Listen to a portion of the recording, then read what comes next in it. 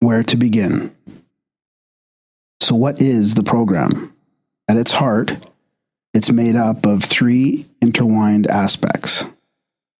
First, we come to understand the Four Noble Truths and use them as a guide for our own path of recovery. This program doesn't ask us to believe in anything other than our own potential to wake up. Just allowing ourselves to believe that it's possible, or even that it might be possible. We begin to believe that our own efforts will make a difference. This is the realization that there is a way to recover, and then the decision to start that process. As we learn about the Four Noble Truths, including the Eightfold Path that leads to the end of suffering caused by addiction, we put these principles into practice in our lives. This book includes an introduction to these truths, and there are many ways to continue studying them. The Eightfold Path is a guide to a non-harming way of being in the world. It's not just a philosophy, but a plan of action. Meditation is an essential part of the program. This book has some basic instructions so you can start right away. Most of us have found it very helpful to attend meetings that include an opportunity to practice meditation with others. A key to this program is establishing a regular meditation practice in and outside of meetings. This will help us begin the process of investigating our own minds, our reactivity, and behavior. We look deeply at the nature and causes of our suffering so we can find a path to freedom that's based on authentic self-knowledge.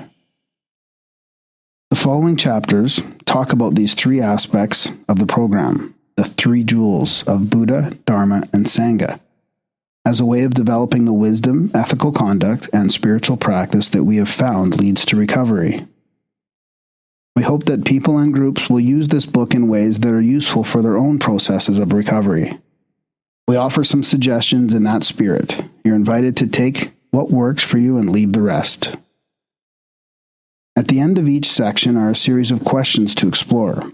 These inquiries can be used as part of a formal process of self-investigation with a mentor, wise friend, or group, as tools to explore a specific life situation, as guides for daily self-inquiry practice, or as meeting discussion topics.